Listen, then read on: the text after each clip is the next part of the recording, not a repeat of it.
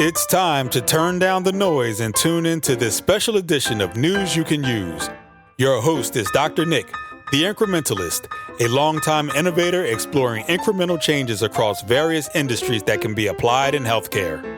Combining the powers of observation and real-world experience, Dr. Nick makes the case that innovations in healthcare can be accomplished incrementally, not just by moonshot events. Now, here is Dr. Nick.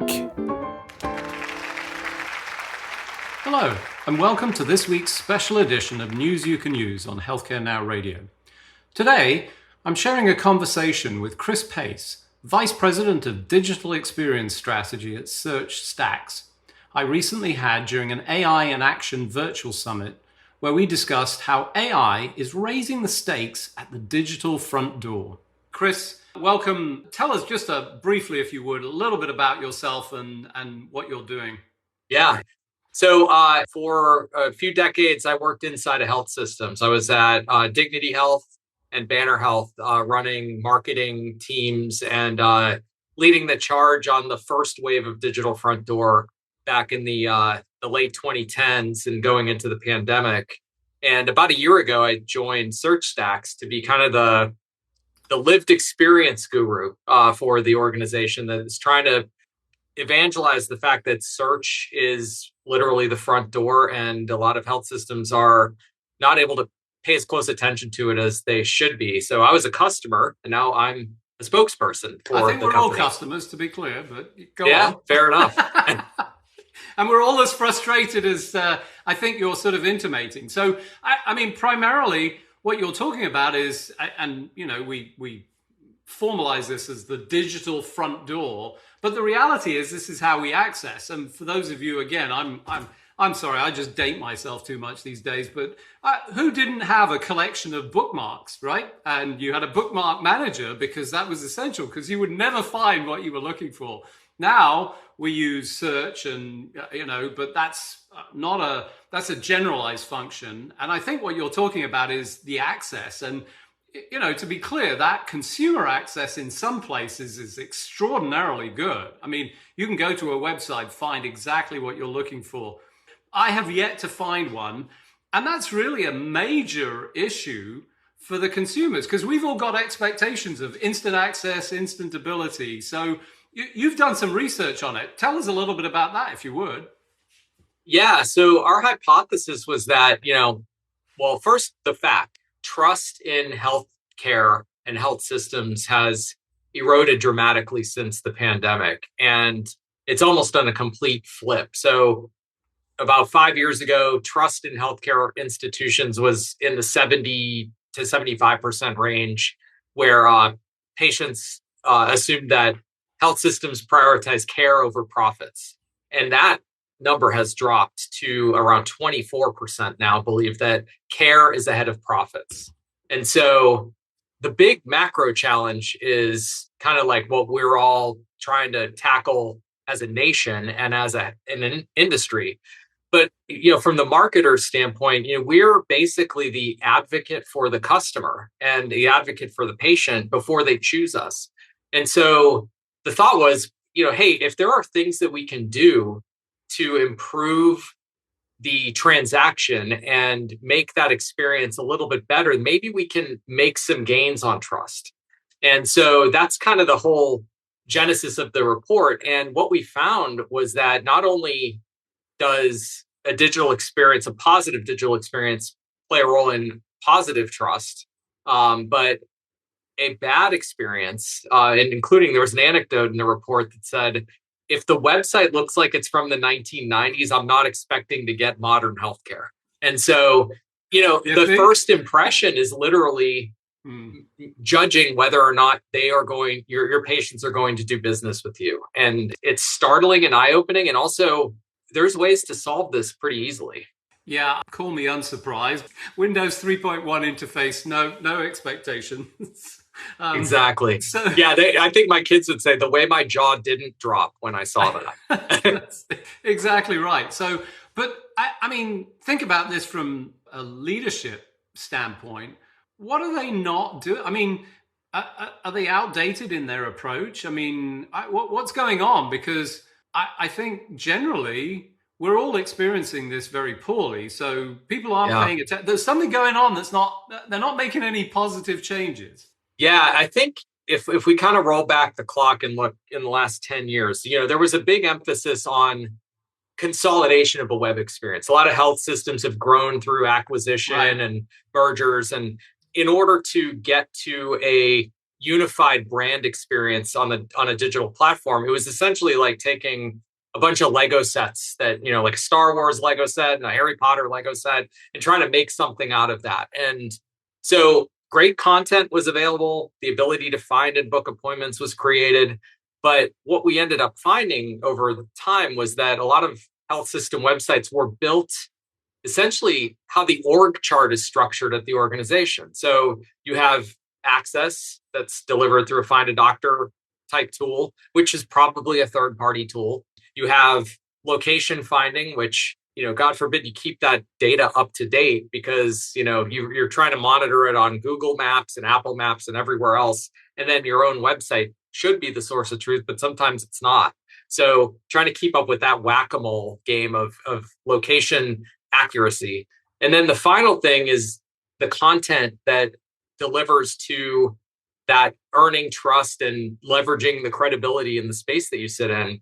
And some of the content might have been written for a different brand voice 6 to 7 years ago. And other content might be newer and more prioritized, but it's buried somewhere in a navigation menu. And so 5 years ago, when I was at Banner Health, I had this hypothesis, hey, what if we made search just easy to get all of this information, kind of like Netflix and Spotify and Amazon have all been doing for years, and align with the way people find things. And that way you don't need to do another big replatforming of your website. You can leverage the great content you have. It's just a matter of meeting people where they are and giving them a way to find things the way they are accustomed to everywhere else outside of healthcare. Yeah, so I elevating the experience based on regular consumer experiences, so that we don't get this sort of jaw-dropping experience. Wait, what? As we enter into the system. I mean, this is an AI session. This is talking about AI. We haven't talked too much about it, and of course, the first thing I think of as I approach this is, well, that's great. Let's throw our website into an AI tool and have it recast the whole website and just keep doing that. So, that's the fast approach. Is that the right way? Should we be slowing down and trying to consult? I mean, how do we apply AI to this problem? Yeah, and it's a great question. And I think, we have a couple roadblocks along the way, or opportunities to work with other teams to get there. So the first is privacy. 4 or 5 years ago, HHS issued a memo that scared the bejesus out of every healthcare marketer in the United States. And that was, oh, you can't do advertising anymore because pixels are trackable, and that's a HIPAA violation. Pixel tracking, boys. Yes. So that put a halt on a lot of consumer-facing digital marketing tactics that required an extra level of scrutiny. And rightfully so. I mean, we should be focused on protecting patients' privacy and doing what's right. And doing no harm. At the same token, the expectations of consumers are sort of rocket ship of acceleration. They're trained on how to use tools like ChatGPT and others already, and they expect information now, and they have little patience for any friction. So, figuring out the balance of what's good for them and what's going to keep your organization out of hot water from a privacy perspective, but then also delivering solutions that align with their needs and how they interact with businesses is point one. And then the second thing is, if your health system is of a level of maturity, which most are there, then there are AI governance committees that dictate how AI is used, which AI platforms are in scope versus out of scope, and where human in the loop plays a role. And so I think there's a lot of maybe hesitation by some marketing teams to go too far too fast with an AI solution that's consumer facing because of those challenges. And it's like, what can I do today versus what's maybe an ongoing conversation where we can solve for bigger things tomorrow. Yeah, I mean, let's talk briefly about the pixel tracking issue. I mean, that came up. There was a lot of flack over it, and I think Mm-hmm. rightly so. I think I would suggest that the original intent, to your point, is it was good. I mean, we need to know where you are. Hey, that can give us some context, and there was real value to this. And once again, there was scope creep that Mm-hmm. ran over the lines. And my sense of this, as I think about how this is applied, and you talked a little bit about this from a governance standpoint, AI oversight, increasingly important. I mean, should the CIO have the AI governance and the clinicians as part of the team that is implementing? And more importantly, I'm interested in what your perspective of the transparency of this is. I mean, is this something that you should have out there? I mean, this should be part of everything that people can see so that they understand what you do and don't do. I know that's sort of the antithesis of behavior in many instances because it's competitive information. What do you think? Yeah, I mean, and to touch on the last point first, I think the challenge, we always have with the speed to which consumers want to get to the problem they're trying to solve versus understanding how the problem is solved. Think of like every time you download an app on your phone, I mean, how many people in the audience actually read the terms and conditions of downloading that app in the App Store? 0.0% is the right answer. And then even those little banners that pop up that say, we are using cookies, accept all, or, go through your preferences. Meaningless. No one reads that. They just want to get that out of the way so they can transact. I think from a CYA perspective, organizations do need to have a clear and transparent privacy policy just so that legal teams can cover their bases. But, in terms of adding value to the patient's experience, I think the first thing you can do is ask. If you have a patient panel or patient advisory board or what have you, what's enough and what's too much? Like kind of like get to the Goldilocks approach of if we can personalize, should we personalize down to you or personalize down to a level of relevance that can get you where you need to go? And I think that there's a balance there because, portals can do the deep stuff, but an open facing web experience should be basically enough to guide and direct and lead to an engagement with the patient. And I think that that's the balance that a lot of marketers are trying to get to, because at the end of the day, marketers care about, number one, their customers and patients getting where they need to be. But number two, prove the value to the organization that they're delivering. And that gets into like attribution. And that is super challenging in healthcare. But by having a sound privacy protocol and a platform that can keep you safe, you can also benefit from having the ability to see a little bit deeper into customers' journeys. Even if it's de-identified or persona grouped, you can at least start to see where some friction points are. And I think that's where search becomes so important on your site because, they have intent. And, we were talking a little bit ago about how people are looking for you online. All the answers are there. Like every answer almost of every question that's ever been asked in human history is available within seconds. Steady the truck there. Well, Sorry, go on. I mean, yeah, it might be a little bit overblown, but I think I'm a marketer. I'm a marketer, so I'm talking about the big promise. But the bit that I think is missed is, when this high intent, highly informed traffic is coming to your site to do something, they might have follow-up questions that specifically tie their need to what you can do for them. And those questions are intelligence gold for an organization if you are able to see them and act on them. And so that's where site search becomes this intelligence layer that a lot of organizations just aren't able to pay attention to right now. Right. And to be clear, I was joking a little, but I do feel you were a little bit like the patent office that stated back in 1910. I think we've seen everything that's going to be developed. Right. Just right. Just based on the acceleration of knowledge. So yes, I think clearly value proposition. There's the opportunity for governance, compliance, the involvement. But let's go into a little bit of basics. AI. Search versus AI search. And, everybody puts AI in front of things and says, oh, it's fantastic and different. Tell us a little bit about, so where's the value prop? Because we've all been searching for years. I mean, we Googled things. As soon as we called it, verbed it, we were searching. But it is different. But how is it different? What are the opportunities and the value there for you? Yeah. So, early search basically covered who, what, when, where, basic information. I think where we are now in this answer engine and generative response engine era is why and how can be answered, and comparisons are given and recommendations are given. And those require no additional clicks. It's just presented. And so, the challenge we have right now is citation quality. So making sure that, if your brand is trying to participate in that area of the attention economy, then you need to have content that is easily discoverable by LLMs, taxonomy that aligns with how those LLMs find things and then report back in response to questions.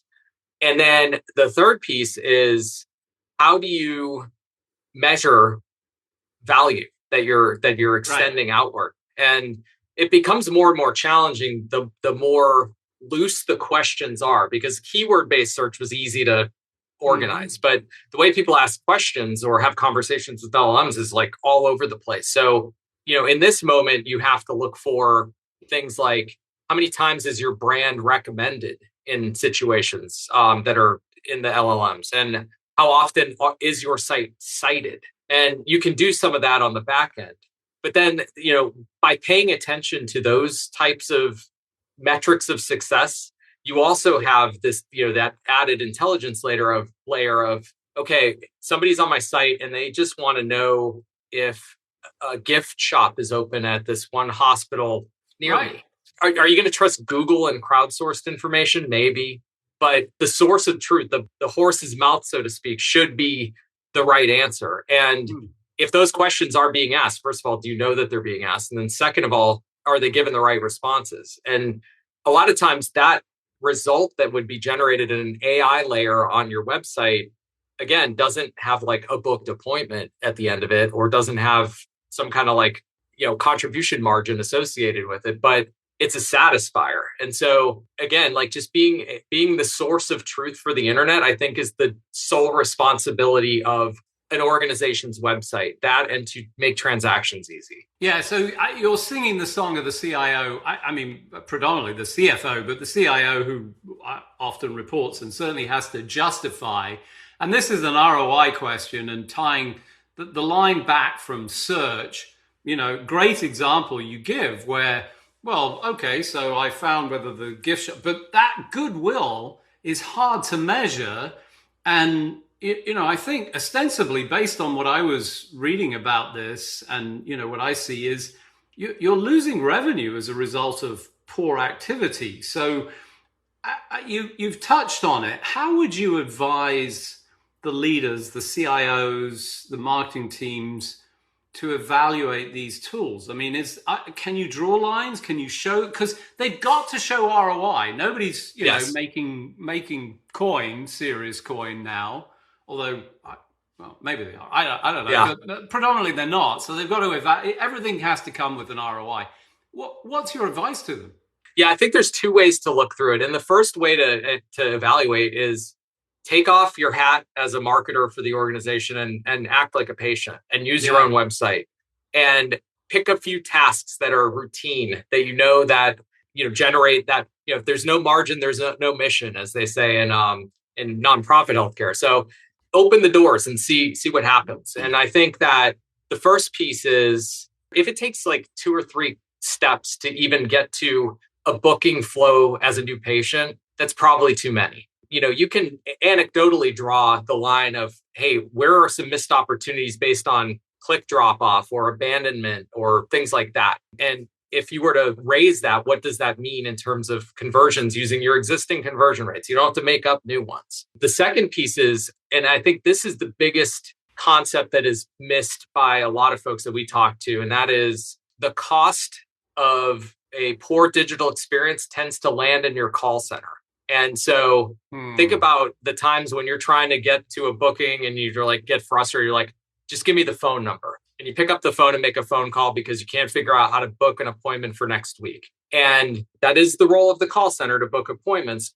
generally speaking. But if you had made that role easier for the website to do, that probably saved your organization $15 for that phone call. Right. And all those frictions add up over time. And so the first thing I would do is go talk to your call center leaders and say, hey, how many non-scheduling phone calls do you get per year?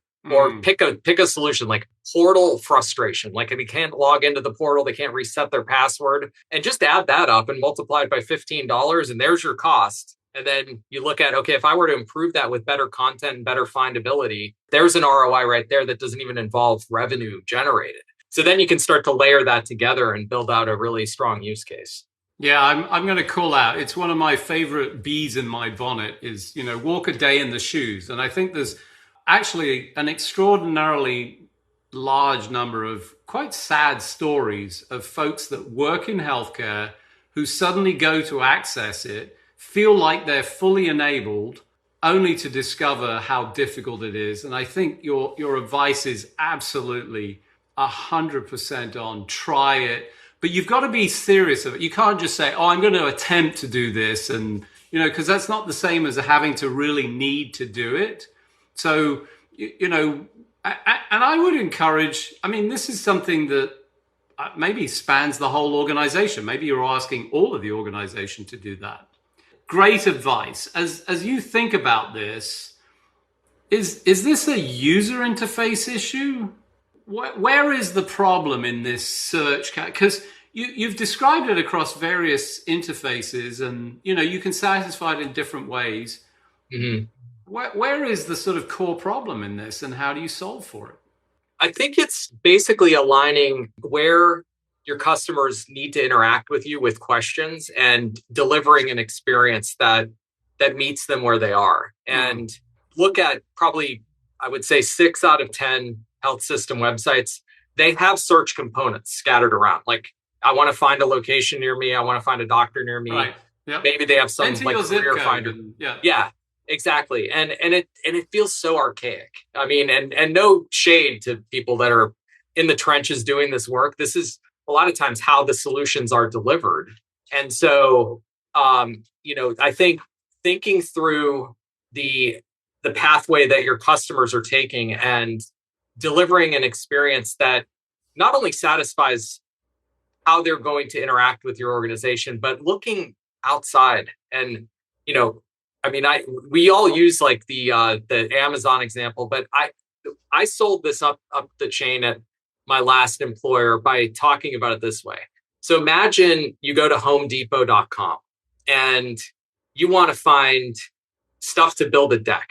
And so imagine if Home Depot had a lumber finder and you had to go click through a bunch of facets and features to try and get the right size lumber for your project. They say, oh no, well now I need nails. Okay, so now you go over to the nail finder and you have to figure out, okay, are these galvanized nails? Or I don't know much about construction, but like some different qualifiers to filter down to a solution. And then, oh, well, now do I need a nail gun or a hammer? And imagine there's 2 separate search experiences for that. We've kind of created that in healthcare where you have to choose your adventure first and then go find it versus maybe I don't know where I want to go yet. I want to just explore. And I think that natural conversations are the way people discover things in the modern era, and AI search has gotten us there. I think great analogy. All right. So as you think about this, is this more of a business issue? Is it what are they getting wrong? Why are they not applying the necessary investment? Because I think we've established this is absolutely clear. Yeah, I think, the challenge has been who owns the digital experience. Like being able to answer that question at a health system is, I did a session with some CMOs last month, and I asked the question, like, who owns the customer at your health system? Is it marketing? No one raised their hand. Is it operations? No one raised their hand. Is it the physician? No one raised their hand. And somebody finally chimed in and said, I think everybody owns it. Yeah. And I think that's the problem. Clarity of roles. It's not consistent across organizations. And then I think the other thing is marketing teams tend to be asked to do things in the 11th hour versus in hour 1. I think that by having data to support your hypotheses and I used to call this evidence-based marketing. If I was talking to physicians, like you use evidence-based medicine all the time, we use evidence-based marketing. We know the why behind why patients select us, and we know how much it costs to acquire them as a customer so that we can create a relationship with them. And then we know the cost of eroded trust and eroded loyalty. Having all of that information and just being transparent with clarity, I think that's the most important piece. Don't just fire off dashboards to people with no context. You make sure that you have a good story to tell. And I think that the marketers that are savvy enough to understand the business and the complexities of it, and then also can tell the story of the why, I think will be able to solve this challenge that we have in front of us, which is there's more demand than we can handle in healthcare, but there are pockets of availability and supply that we can right size and right match. So how do we make this a lot more efficient for our business and for our patients so that they can get the care they need? Excellent. Closing out, if you would, one thing every healthcare website should improve immediately. That's a tall order. Wow. Yeah. So, aside from search, I think search is the easy button to fix a lot of problems because it's just easy to implement. It doesn't require a lot of IT lift, which is a tax that a lot of health systems can't afford to pay right now with EMR and Epic implementations and all the stuff that's going on. But I think it's really like the easier thing right now is audit your content.